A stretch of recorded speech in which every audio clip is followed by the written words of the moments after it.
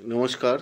ধনতেরাসের দিন আপনি কি কি কিনবেন এইগুলোকে আপনাকে নজর রাখতে হবে। আপনার ধনতেরাস মানে ধন আমার গৃহে আসুক বা আমার কাছে আসুক। সোনার উপর যা দাম চলছে তাতে খুবই কম সংখ্যক লোক কিনতে পারবে। যদি সম্ভব হয় রূপোর লক্ষ্মী গণেশ কিনতে পারেন, তামার লক্ষ্মী গণেশ কেনা যেতে পারে। বাসনপত্র কিনবেন, তবে স্টিলের বাসন কখনোই নয়। তাম্র, পেতল অথবা কাঁসার কোনো বাসনপত্র আপনি কিনতে পারেন।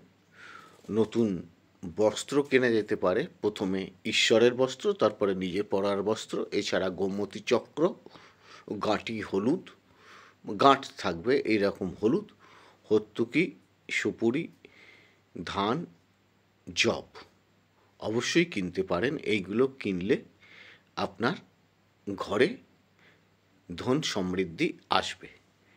অবশ্যই এইগুলোকে কেনার চেষ্টা করবেন। আর কিনবেন না হচ্ছে লোহার কোনো বস্তু, কালো কোনো জামা কাপড়, চটি, জুতো, আর কাঁচের কোনো বস্তু, আয়না বা বিভিন্ন রকম কাঁচের কোনো কাপ থেকে আরম্ভ করে বিভিন্ন রকম সর্ষের তেল, স্টিলের বাসনপত্র এইগুলো বর্জন করা উচিত। তবে একটা কথা আপনাদের আমি বলি যে অনেকেই আবার এই ধনতেরাসের দিন ঝাড়ু এবং ঝেঁটা কেনে।